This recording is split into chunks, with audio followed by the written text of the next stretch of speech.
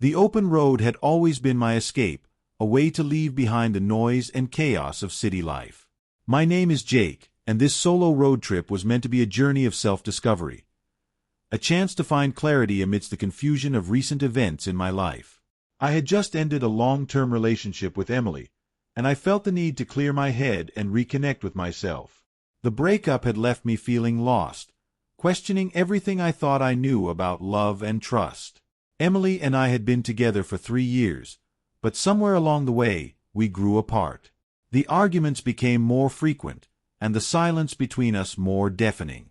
I realized that we were holding each other back from the lives we wanted to lead. Yet, ending things was harder than I anticipated. The guilt of leaving her, combined with my own insecurities, weighed heavily on me. I needed this trip to find myself again, to understand who I was without her. As I drove through the remote stretches of the Midwest, the landscape unfolded like a painting, each mile offering a new scene of untouched beauty. The rolling hills and dense forests were a balm for my restless soul, and I relished the solitude. The sun was setting, casting a warm glow over the horizon, and I felt a sense of peace that had eluded me for months. The gentle hum of the engine and the rhythmic thump of the tires on the asphalt were the only sounds, creating a soothing backdrop to my thoughts. I decided to stop for the night in a secluded clearing off the main road.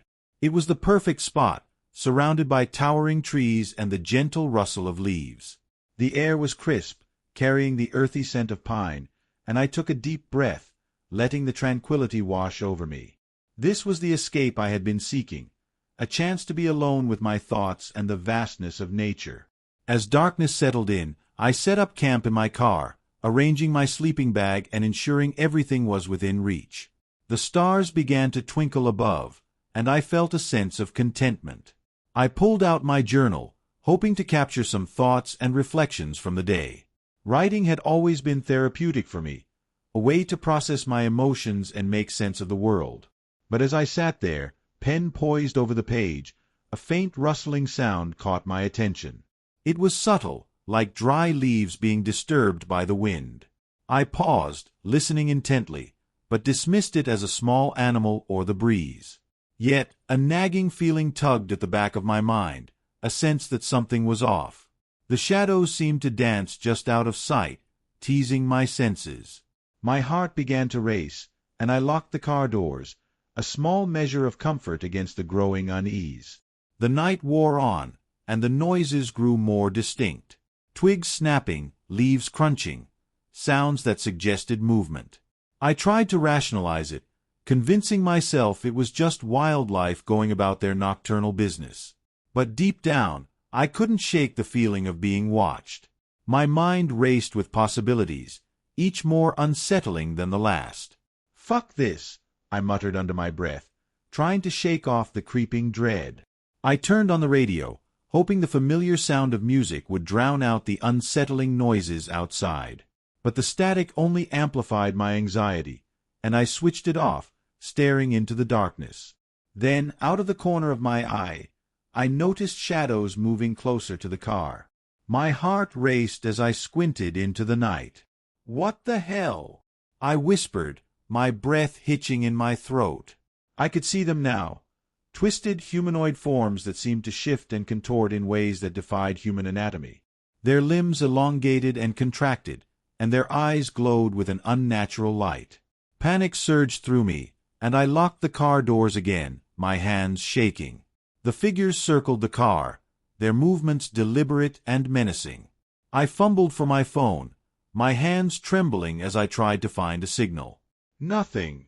I was alone, trapped in a nightmare of my own making. The shadows grew bolder, inching closer, and I could feel my heart pounding in my chest, each beat echoing like a drum. Suddenly, a loud bang reverberated through the car, the sound of something striking the rear window. I jumped, my pulse racing as I turned to see the glass beginning to crack. "What the fuck is happening?"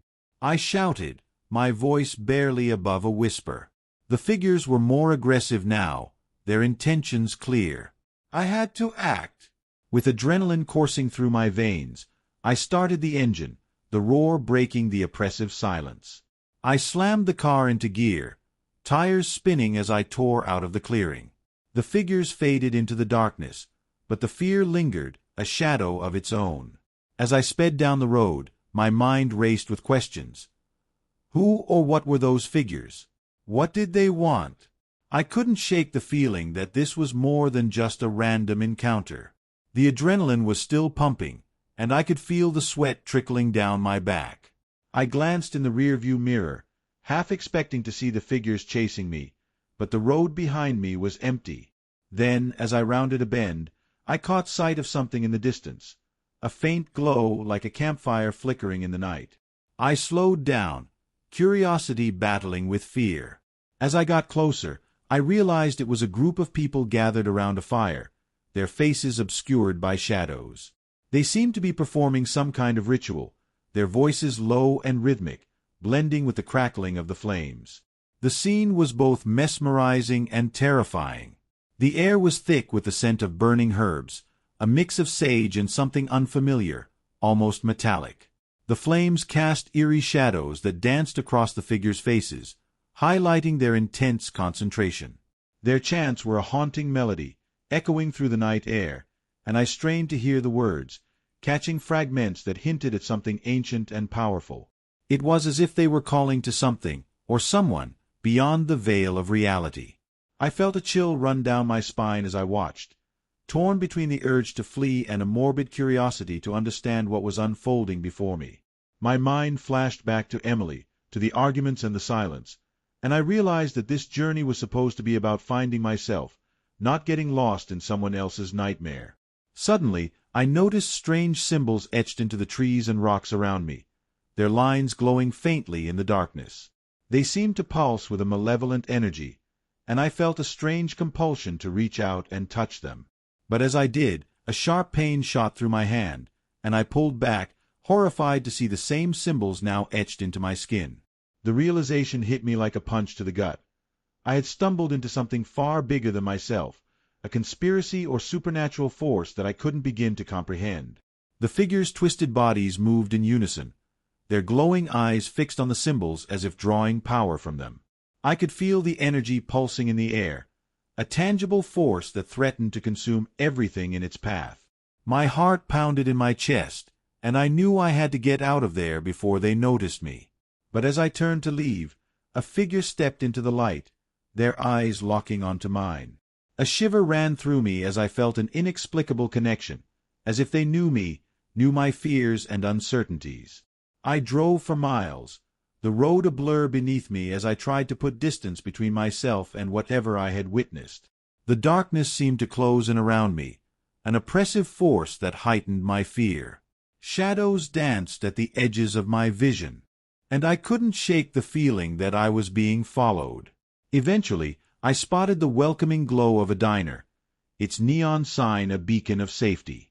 I pulled into the parking lot, my hands still trembling as I turned off the engine. Inside, the warmth and light were a stark contrast to the night's events. I ordered a coffee, my mind racing as I tried to make sense of what had happened. The waitress gave me a concerned look, but I offered a reassuring smile, not wanting to delve into the details. As I sat there, the adrenaline slowly subsided, leaving me exhausted but grateful to be safe. I considered my options, whether to continue my journey or head back home.